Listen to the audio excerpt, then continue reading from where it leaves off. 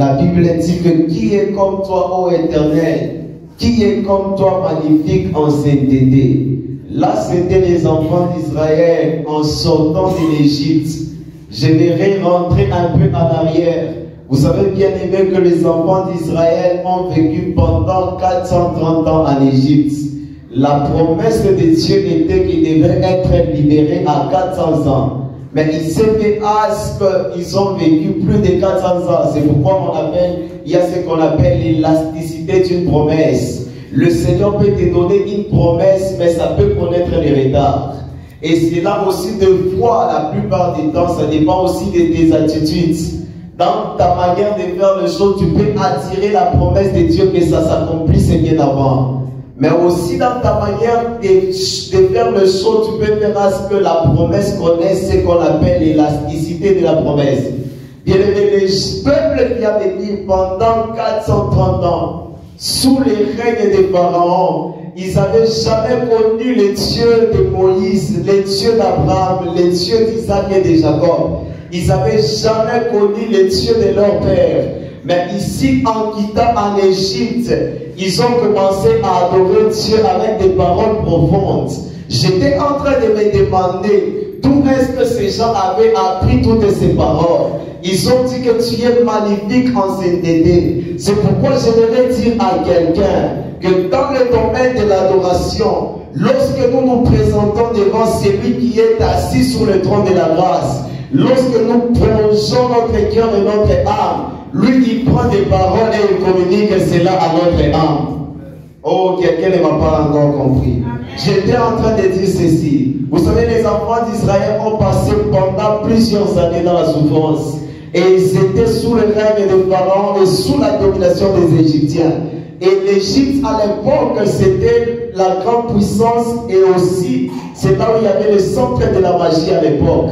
J'étais en train de me demander, après 430 ans, et ces gens qui se retrouvent dans les déserts, d'où est-ce qu'ils ont appris ces paroles afin de les adresser à Dieu? J'aimerais dire à quelqu'un par là que lorsque nous nous présentons devant le trône de la grâce, dans le domaine de l'adoration, Dieu lui-même communique des paroles à notre âme. C'est pourquoi la Bible dit que mon âme loue le Seigneur, bien-aimé, et que mon âme n'oublie aucun de ses bienfaits. Laisse à ce que je te dise que l'âme que toi tu as, l'âme s'exprime. Et l'âme communique des paroles à ton cœur en disant que ça, c'est les bontés de Dieu. Aujourd'hui, j'aimerais que ton âme commence à réaliser les bontés de Dieu dans ta vie. Est-ce qu'il y a quelqu'un au moins que Dieu aille à sauver ce matin? Est-ce qu'il y a quelqu'un que Dieu aille à étendre sa main sur sa vie? Ah, moi je suis parmi ces personnes-là. Je réalise les bontés de Dieu. C'est pourquoi bien aimé aussi au cours de ce message, commence à réaliser toutes les bontés de Dieu dans ta vie. Et commence à répandre ton cœur devant le trône de la grâce de Dieu, afin de l'adorer celui qui est dit. Pendant que je suis en train de parler, tu peux même commencer à dire à ton cœur, Seigneur, je t'adore quand tu es digne. Seigneur, je t'adore quand tu es saint. Seigneur, je t'adore quand tu es grand. Seigneur, je t'adore quand tu es magnifique en sainteté. L'adoration, c'est le domaine de Dieu seul. Et lorsqu'on adore Dieu, Dieu lui-même descend. La Bible dit que Paul et Silas, ils étaient en prison. Et à un certain moment, ils ont commencé à chanter et à louer le Seigneur. Et lorsqu'ils étaient en train de louer le Seigneur, la Bible dit que la puissance de Dieu a fait ébranler les murs de la prison. Dans le domaine de l'adoration, Dieu lui-même descend. Mais dans le domaine de la prière, il y a probabilité que Dieu fasse descendre un ange. C'est pourquoi la Bible dit que lorsque Pierre était en prison, l'Église ne cessa d'adresser des prières en faveur de Pierre. Et Dieu avait libéré un ange qui était descendu afin de libérer Pierre. Mais dans le domaine de l'adoration, on n'a pas vu un ange qui était descendu là. C'est Dieu lui-même qui était descendu afin de libérer cet homme de Paul et Silas. Le domaine de l'adoration, c'est le domaine de Dieu. Dieu n'aime pas partager sa gloire avec quelqu'un. C'est pourquoi lui-même il descend dans l'adoration. Quand nous l'adorons, le Seigneur descend. Et ce matin, Dieu est déjà là parce que nous l'avons adoré. J'étais en train de dire à quelqu'un que ce matin, le Seigneur est déjà là parce que nous l'avons déjà adoré. Et lorsqu'il descend, il te transforme par sa gloire. La Bible est en train de dire que pour tous qui avaient les visages découverts, contemplaient la gloire de l'Éternel comme dans un miroir, et nous sommes échangés à la même image de gloire en gloire. J'étais en train de dire ceci: lorsque nous adorons le Seigneur, lui-même descend. Et lorsqu'il descend, il nous transforme à l'image de sa gloire. C'est pourquoi je voudrais déclarer sur la vie de quelqu'un: aujourd'hui c'est le jour de la transformation de ta vie. Ah, aujourd'hui c'est le jour où tu vas refléter l'image de la gloire de Dieu. Bien aimé, si tu es entré en Seigneur tout en étant malade, laisse-moi te dire qu'à cause de la gloire de Dieu, tu vas quitter le Seigneur tout en étant guéri. Oh, si tu es entré en Seigneur tout en ayant un problème dans le domaine du travail, laisse-moi t'annoncer cette nouvelle que tu vas quitter le Seigneur avec la solution de ta vie. Adoration. Premier devoir de l'adoration. L'adoration vient pour nous transformer. Et dans le domaine de l'adoration, bien aimé, j'allais dire ceci: nous devons adorer qui? Parce que dans la Bible, lorsque vous lisez la Bible, vous allez comprendre que lorsque l'ange est apparu à cet homme des gens dans l'une des bâtiments, la Bible est dans l'Apocalypse, le chapitre 22. Jean est en train de dire que j'ai me prosterné afin d'adorer celui qui me faisait connaître ce message. Et l'ange, jusqu'au point où l'ange l'a dit que ne m'adore pas moi. Moi, je suis juste ton compagnon de service. Dans le domaine de l'adoration, nous devons adorer qui? Mais dans le domaine de l'adoration, tu n'es pas là pour adorer ta femme. Tu n'es pas là pour adorer ton mari, mais tu es là pour adorer celui qu'on appelle le Seigneur des Seigneurs, le Sauveur, le Maître de tous les esprits. Tu peux aimer ta femme, comme la Bible te donne la recommandation que Marie aimait vos femmes. Mais dans le domaine de l'adoration, c'est lui qui est dit de recevoir l'adoration, c'est Dieu lui-même. Et dans le domaine de l'adoration, on n'adore pas. Lorsqu'on se présente devant le trône de la grâce, on n'adore même pas les trônes. On adore celui qui est assis sur le trône. Et laisse-moi te dire que tout ce qui est autour du trône, ça reflète l'image de la gloire de celui qui est assis sur le trône. C'est pourquoi ne commets jamais l'erreur d'adorer quelqu'un qui est assis autour du trône, qui demeure dans la gloire de Dieu. Ne commets jamais cette erreur de l'adorer. Même si c'est un ange qui est venu te donner le message, tu l'as vu en vision et dans des songes, n'adore pas cet ange. Adore celui qui a envoyé cet ange. Même quand bien même nous pouvons passer ici devant, laisse-moi te dire que n'adore jamais un homme, mais adore le Dieu qui a envoyé ses serviteurs là en train de te parler. Parce que la jalousie de Dieu combat tout ce que veut prendre la place de Dieu dans ton cœur. Tu peux être là, tu as des moyens. Tu peux être là, tu as je ne sais pas quoi. Tu as un restaurant, tu as je ne sais pas quoi. Mais laisse-moi te dire que cela ne puisse pas prendre la place de Dieu dans ton cœur. C'est pourquoi vous allez voir d'autres personnes dans la vie. Dieu les a énormément bénis, mais ils sont toujours chrétiens. Parce qu'ils savent la valeur de l'adoration. Ils savent la valeur de se prosterner devant le Seigneur. C'est comme qui dirait que vous allez penser que c'est comme qui dirait qu'ils ne sont même pas, c'est comme s'ils ne s'intéressent même pas à leurs moyens. C'est comme si, non, ils ont en tête que j'ai des moyens, j'ai des biens, mais je privilège celui qui est assis sur le trône. Parce que c'est celui qui a amené ces moyens ici. J'aimerais dire à quelqu'un que adore le Seigneur. Vous comprenez ça? L'adoration. Est-ce qu'on peut nous lire dans le livre de l'Apocalypse, le chapitre 17, le chapitre 17 plutôt, et le verset 11 à 12. Apocalypse chapitre 17, 7, le verset 11 à 12. Apocalypse chapitre 17, le verset 11 à 12. Et tous les anges se tenaient autour du trône et des 24 vieillards et des 4 êtres vivants. Et ils se prosternaient sur leur face devant le trône et ils adoraient Dieu en disant: Amen, la louange, la gloire, la sagesse, l'action de grâce, l'honneur, la puissance et la force soient à notre Dieu au siècle des siècles. Amen. Amen.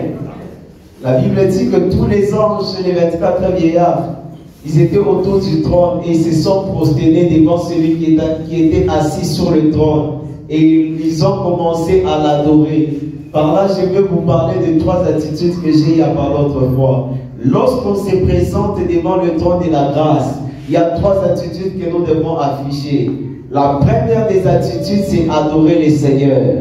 La deuxième attitude, c'est l'humilité. La Bible dit que les 24 vieillards se sont prosternés. Ça, c'est l'humilité. S'humilier devant le Seigneur, le Dieu, le maître de tous les esprits. C'est lui qui a la notion du temps. C'est lui qui connaît ton lendemain. C'est lui qui a le pouvoir sous ton souffle. C'est lui qui fait vivre et qui fait mourir. Lorsque tu te présentes devant le Seigneur, sois humble et aie un cœur humble. Vous comprenez ça? Deuxième des attitudes. Je me rappelle quand le Seigneur m'avait dit que mon fils, mon enfant demeure humble devant moi et devant mon peuple, et je t'amènerai plus loin. L'humilité que tu te présentes devant le Seigneur, ça va t'élever dans la vie. L'humilité que tu as, l'humilité de ton cœur, ça va apporter l'élévation dans tous les domaines de ta vie. La plupart des nations en Afrique, nous souffrons. Peut-être c'est parce que nous avions perdu ces cœurs humbles-là. Parce qu'à chaque fois que la Bible parle de l'orgueil, vous allez comprendre qu'il y a la chute qui suit après. Vous comprenez ça? Lorsque tu te présentes devant le Seigneur, aie un cœur humble. Je pense que dans l'église, il y a certaines personnes qui viennent dans un culte comme celui-ci, mais tout en ayant un cœur vraiment orgueilleux. On est en train de chanter, on est en train de louer. C'est comme si lui n'est même pas là. C'est comme si les autres sont venus pour lui et pour l'adorer lui. Bien-aimé, dans l'église, laisse-moi te dire, oublie les titres que tu as. Oublie les honneurs que toi tu as dehors. Parce que devant Dieu, Dieu ne nous prend pas comme ministre devant lui. Devant lui, il ne nous considère pas comme un président de la République. Devant Dieu, il nous prend aussi toujours comme ses enfants. Il te prend comme un enfant qui t'a soutiré. C'est pourquoi Jésus-Christ, lorsqu'il a parlé devant le principal sacrificateur, on va lui demander, es-tu réellement fils de Dieu? Ils n'ont pas parlé d'un roi là-bas. Ils l'ont demandé, est-ce que tu es fils de Dieu? La plus haute identité que nous pouvons s'approcher devant le Seigneur, c'est tout en étant fils. C'est ça la plus grande identité, que tu peux t'approcher devant le Seigneur. Tu ne peux pas t'approcher devant le Seigneur tout en étant, je ne sais pas, femme mariée de quelqu'un. Tu t'approches devant le Seigneur comme un enfant de Dieu. Si tu as cette notion ici, tu sauras t'humilier devant le Seigneur, le Dieu de gloire. L'humilité, l'attitude que nous devons avoir, l'humilité précède la gloire. Ah, j'ai pris que Dieu commence à t'élever au nom de Jésus. C'est lui qui s'est humilié devant le Seigneur, que Dieu se souvienne de ta vie ce matin. Que Dieu change ta situation ce matin. Que Dieu te fasse quitter d'un point A vers un point B. Ah, que Dieu te fasse quitter d'un locataire vers un propriétaire de maison.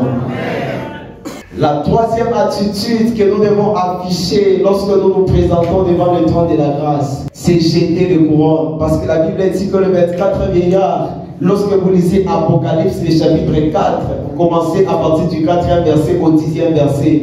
La Bible dit que le 24 vieillards commençaient à jeter leur couronne devant celui qui était assis sur le trône. Et ils ont commencé à l'adorer. Devant l'agneau de Dieu, devant le Seigneur, le Dieu de gloire, nous devons jeter notre couronne. Jette tout ce que tu as comme connaissance. Ne démontre pas à Dieu que toi tu connais. Ne démontre pas au Seigneur que toi tu es plus meilleur. Jette toute la couronne. Peut-être c'est la couronne que toi tu as bien aimée. Mais lorsque tu te présentes devant le Seigneur, sois comme un enfant, sois comme un bébé. Sois comme quelqu'un qui ne sait rien. C'est alors que bien aimé dans le domaine de sa gloire, il va prendre sa gloire et tu vas commencer à refléter l'image de sa gloire. Dieu, écoute, laisse-moi te dire ceci. Dans le domaine de l'adoration, Dieu ne partage jamais sa gloire avec quelqu'un. Mais au moins, il nous fait vivre dans sa gloire. Dieu peut te prendre et te fait vivre dans sa gloire, dans l'immensité de sa gloire. Il te plonge dans l'immensité de sa gloire. C'est alors que même notre image change et nous commençons à refléter l'image de la gloire de Dieu. C'est pourquoi la Bible dit, je reviens à ce passage, tous qui ont le visage découvert, contemplez la gloire de l'Éternel comme dans un miroir et nous sommes transformés à la même image de gloire. Lorsque tu te présentes devant l'agneau, plonge-toi, sois un sacrifice. L'adoration, c'est aussi un sacrifice ou une offrande. Nous allons lire dans le livre de Genèse, le chapitre 22 et le verset 5. Genèse chapitre 22, le verset 5 nous dit: Et Abraham dit à ses serviteurs, restez ici avec l'âne, moi et le jeune homme, nous irons jusqu'à là-bas pour adorer et nous répondrons au les termes qu'Abraham a utilisés. Si vous regardez bien dans ces passages, Dieu n'avait pas demandé à Abraham d'aller adorer. Mais Dieu avait demandé à Abraham d'offrir son fils unique. C'était ça, c'était ce que Dieu avait utilisé comme terme. Que Abraham puisse lui donner son fils, le fils que lui il avait, Isaac. Mais lorsque Abraham était en train de partir pour offrir Isaac en sacrifice à Dieu, et Abraham arrive au niveau de la montagne, Abraham dit à ses serviteurs que vous allez rester ici. Mais moi, Abraham et Isaac, nous allons adorer le Seigneur. L'adoration est un sacrifice. C'est une offrande que tu fais au Seigneur. Vous comprenez ça? La Bible dit que l'heure est bien et elle est déjà venue, à laquelle le Seigneur cherche les vrais adorateurs, qui l'adoreront en esprit et en vérité. Dieu n'a pas besoin seulement de l'adoration de l'esprit. Dieu n'a pas besoin seulement que nous puissions venir ici et parler en langue du matin au soir. Mais Dieu a aussi besoin de l'adoration qui vient de la vérité. La vérité de ton cœur. Comment est ton cœur devant le Seigneur? Si tu as fait le mal, tu dis à Dieu, Seigneur, je me répands afin que mon cœur puisse t'adorer en vérité. Bien-aimé, sois franc devant le Seigneur. Ne cache rien devant Dieu. Nous ne sommes pas parfaits, bien sûr, mais Dieu veut que tu sois franc devant lui. La véritable adoration, c'est celle qui vient de la véritable, du vérité de ton cœur. Lorsque tu es franc devant le Seigneur, tu as commis le péché hier, tu te répands devant le Seigneur. Tu dis à Dieu, pardonne-moi. Et tu te détournes. C'est ça même, c'est ce qui apporte même les réveils. Parce qu'il n'y a pas de réveil sans repentance. Et la repentance, c'est le détournement.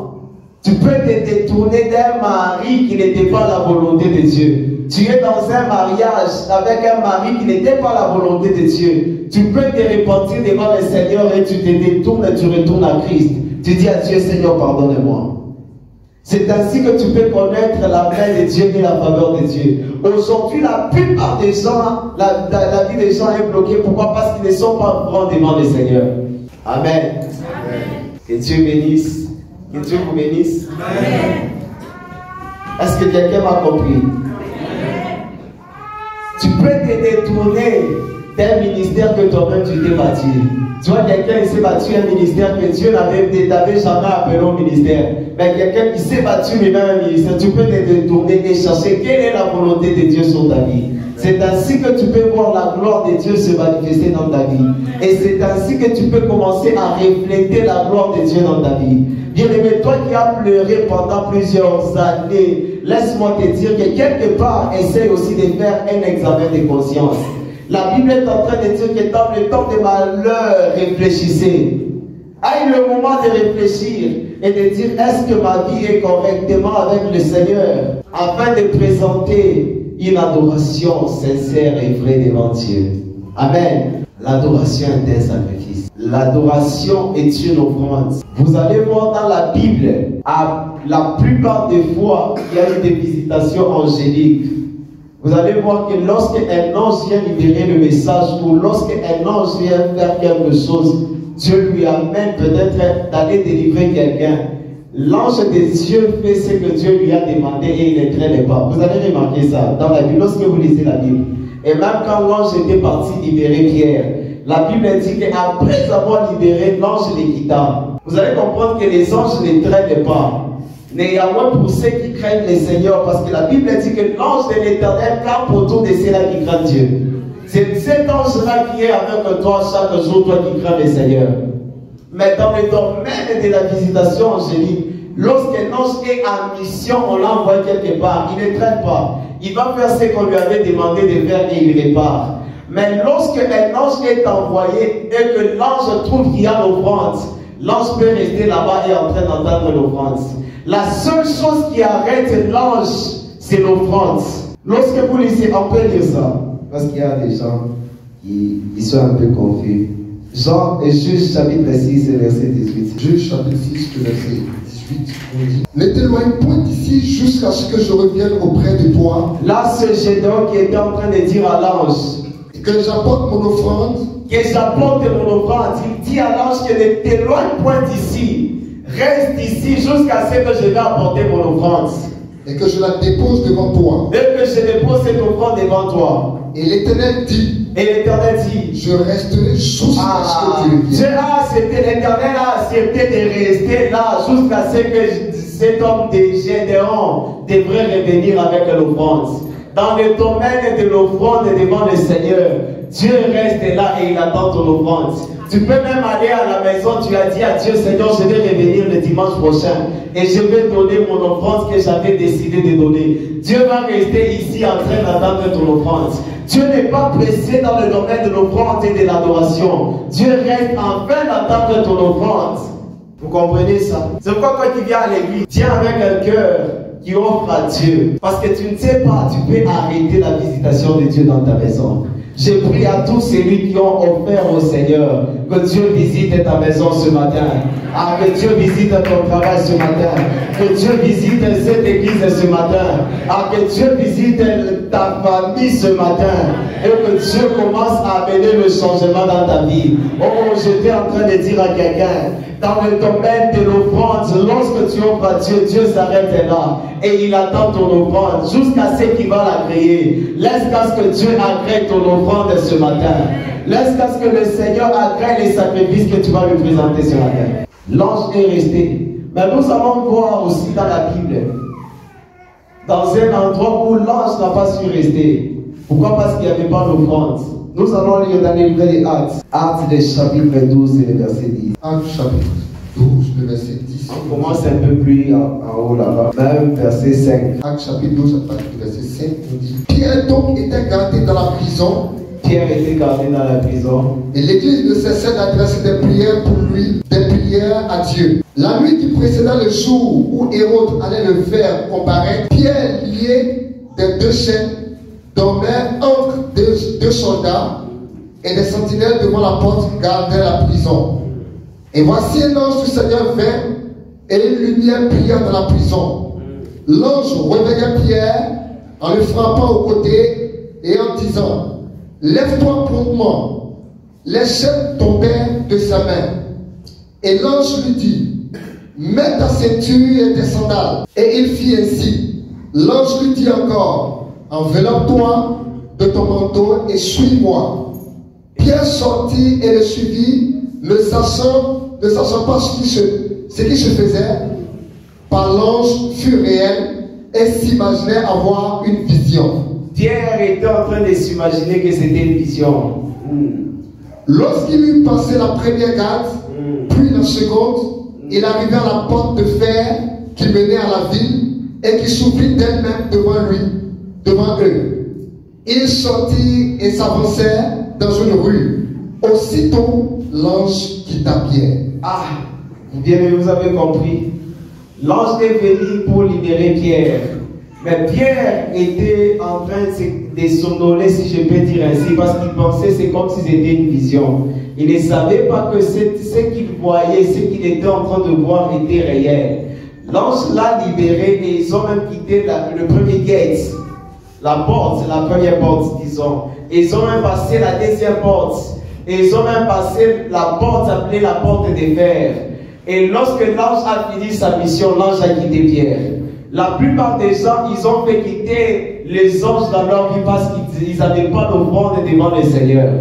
Je vous ai dit que dans le domaine de l'offrande, l'ange peut rester là et il attend l'offrande. Vous comprenez ça? Maintenant, moi, je dirais que ce matin, que tu sois cette offrande à Dieu, afin que le Seigneur amène le mouvement angélique autour de ta vie. Que tu sois ces sacrifices-là qui va offrir le cœur et ton âme au Seigneur Jésus-Christ, afin que Dieu puisse amener la visitation des anges dans ta vie. Et la plupart des gens, lorsqu'ils viennent au Seigneur, ils sont tellement distraits. On est en train de chanter, au lieu de s'offrir à Dieu, ils ne sont même pas là. C'est comme si tout ce qui se passe dans la salle ne les concerne pas. La prédication, l'enseignement ne les concerne pas. L'adoration, la louange ne les concerne pas. Bien-aimé, sois innovant au Seigneur et tu verras la visitation angélique dans ta vie. Tu verras la visitation de Dieu lui-même. Dieu va commencer à envoyer son armée afin de te servir toi. Tu vas commencer à marcher comme ça dans des bureaux. Tu n'es pas seul. On reçoit quelqu'un comme ça, mais il est accompagné par les mouvements angéliques. On te reçoit bien aimé dans une maison, mais tu es accompagné par l'armée céleste. Pourquoi? Parce que tu es quelqu'un, tu as déjà offert ta vie au Seigneur Jésus-Christ. Et tu es cet offrande et cet sacrifice à Dieu. C'est pourquoi, comme tu es un sacrifice à Dieu, Dieu envoie un ange afin de te servir. Parce que tu es une offrande au Seigneur. Laisse-moi te dire que, bien aimé, Dieu a la volonté d'intervenir dans la vie de ses enfants. C'est juste que dans sa volonté, il aime respecter ta volonté. Vous comprenez ça? Si Dieu vient frapper à ta porte aujourd'hui et que tu ne le reçois pas, il va respecter ta volonté et te laisse. Et il se retire. Mais s'il vient, il frappe à ton cœur et que tu le reçois, il vient, il entre dans ta vie. Et il commence à changer ta vie. Il commence à te donner une nouveauté de vie. L'année passée, si tu étais un fumeur du chanvre, le Seigneur transforme ta vie et il te donne une vie nouvelle. Et tu deviens, je ne sais pas, diacre. Tu deviens, je ne sais pas, ancien. Pourquoi? Parce que ta vie est déjà transformée, parce que tu as déjà reçu le Seigneur Jésus-Christ. Si tu ne peux pas me recevoir moi ce matin, mais reçois quand même le Seigneur Jésus-Christ. Je te présente Jésus-Christ ce matin. C'est lui qui peut transformer ta vie. J'étais en train de dire à quelqu'un que je te présente celui qui a l'autorité sur ta vie. Celui qui a le plein pouvoir de changer et de transformer ton identité. Reçois Jésus-Christ ce matin. Église de Mauritanie, recevez le Seigneur Jésus-Christ. Il est en train de t'appeler afin qu'il entre dans ton cœur. Il est en train de t'appeler afin que tu sois un sacrifice à lui. Reçois le Seigneur Jésus-Christ et donne-toi à Dieu. C'est ainsi qu'il peut commencer à amener la transformation dans ta vie. C'est lui qui croit en ce message que Dieu commence à t'élever. J'étais en train de dire que Dieu commence à changer ta situation. Parce que je ne viens pas au nom de quelqu'un, mais je viens au nom du roi de gloire. Je viens au nom de celui qui détient le profondeur de la terre. Je viens au nom de celui qui a le plein pouvoir de faire vivre et de faire mourir. C'est au nom de Jésus-Christ, notre Seigneur et Sauveur. Reçois-le ce matin. Nous allons lire Romains chapitre 12 et le verset 1. Romains chapitre 12, le verset 1.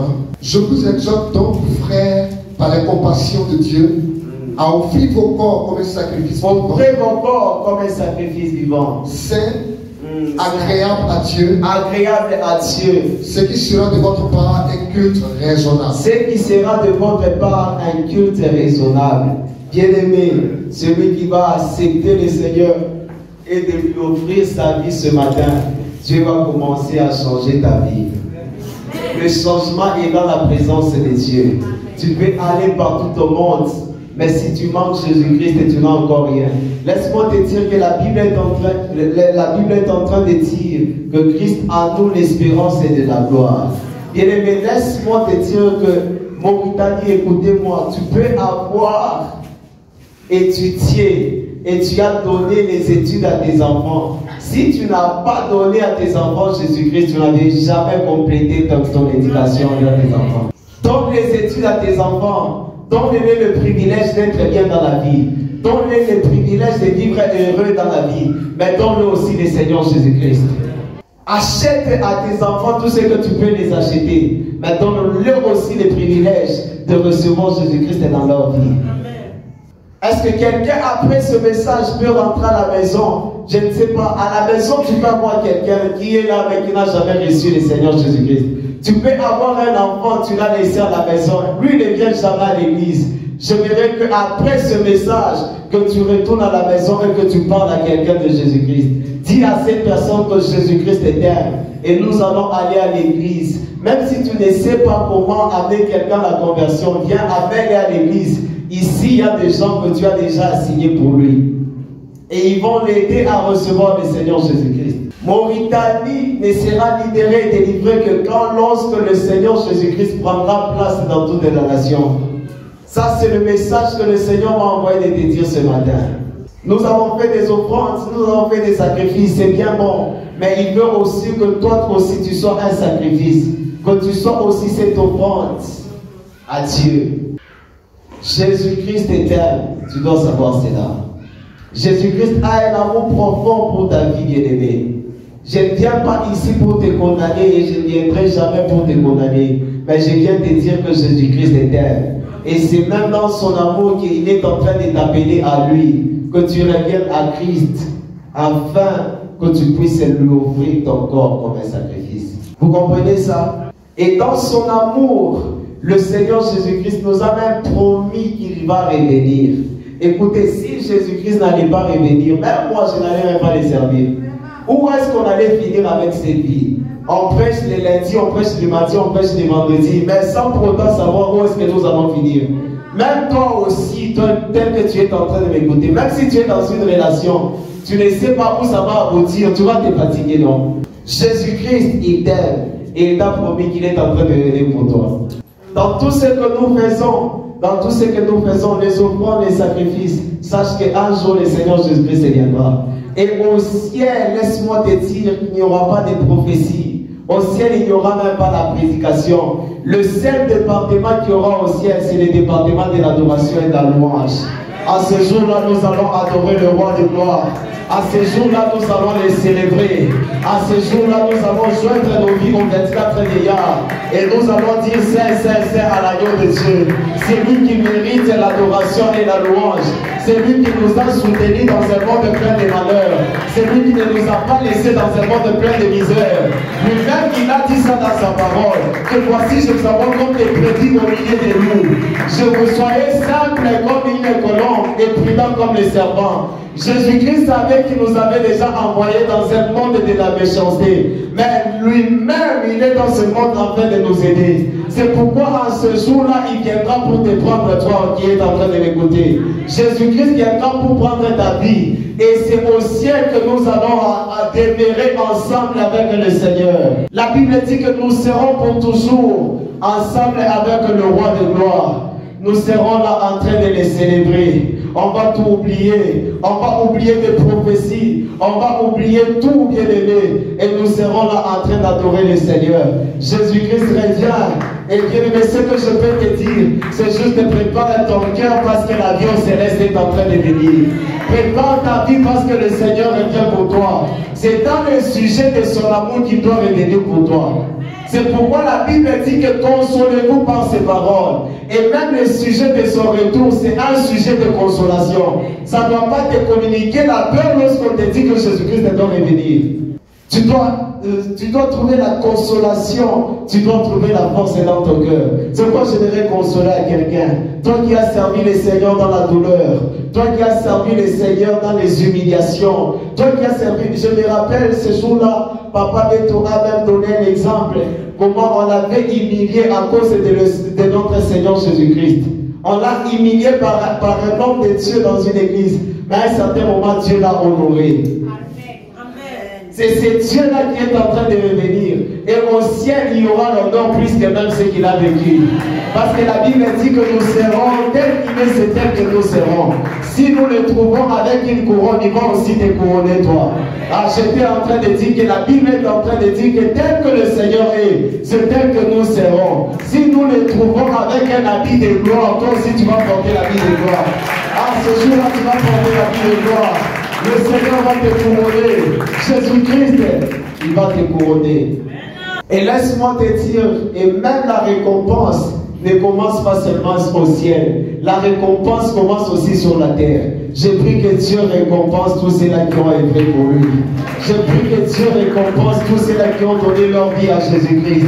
Tous ceux-là qui se sont sacrifiés. Il y a des gens qui se sont sacrifiés pour que cette conférence se tienne. Et que cette conférence connaisse les succès. Je prie que Dieu les récompense au nom de Jésus-Christ. À Église et Femme, je suis en train de prier que Dieu vous récompense et que vous avez rendu ce jour possible et que Dieu vous récompense. Ah, que Dieu commence à te donner ce que tu avais besoin. Que Dieu commence à te donner les désirs de ton cœur. J'étais en train de dire à quelqu'un que Dieu te donne les désirs de ton cœur. Parce que tu t'es donné corps et âme pour le Seigneur Jésus-Christ. Du fait que tu t'es donné corps et âme pour le Seigneur Jésus, qu'il apporte la récompense ce matin. Ah, la récompense est attend. Il y a des gens qui vont commencer à voyager juste par la récompense de Dieu. Il y a des gens qui vont commencer à voyager d'un point A vers un point B mais juste pas la récompense de Dieu. Il y a des gens qui vont ouvrir des entreprises dans ce lieu. Juste pas la récompense de Dieu. Dieu a dit les sacrifices de ton cœur et il commence même à te récompenser. J'étais en train de dire à quelqu'un, il y a des gens qui vont ouvrir des restaurants ou des glaces. Juste pas la récompense de Dieu.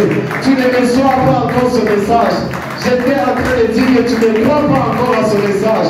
Toi qui crois à ce message, que Dieu te récompense. Ah, toi qui es d'accord avec moi, que le Seigneur te récompense. Je disais à quelqu'un, toi qui es d'accord avec moi, que Dieu te récompense ce matin. Maintenant le fait que tu as été pour le Seigneur, que Dieu se souvienne de cela. Christ n'est pas injuste pour oublier des sacrifices. Et il ne peut jamais oublier des sacrifices. Que la justice de Dieu accorde la récompense de ce matin. Ah, l'église de Comitani, je ne sais pas si tu as élevé pour le Seigneur dans la chorale. Le musicien que Dieu vous récompense. Le pasteur que Dieu vous récompense. Les évangélistes que Dieu vous récompense. Les missionnaires que Dieu vous récompense. Ah, même ceux qui sont au protocole, que la récompense de Dieu vous localise. J'étais en train de dire à quelqu'un, même ceux qui sont au protocole, que la récompense de Dieu vous localise. Ah, je change encore de parole. Même si tu as acheté une bouteille d'eau pour un homme de Dieu, que Dieu te récompense. Ah, tout celui qui a donné son enfant dans ce panier, que Dieu commence à te récompenser ce matin. Reçois la récompense de Dieu. Oh, tu n'es pas encore d'accord avec moi. Si c'était moi à ta place, j'allais même te tenir debout et acclamer maintenant pour le Seigneur. Ah, quelqu'un ne me comprend pas encore. J'étais en train de dire que si c'était moi à ta place, j'allais même te tenir debout et j'acclame pour le Seigneur. Pourquoi que je suis en train de voir la récompense de Dieu.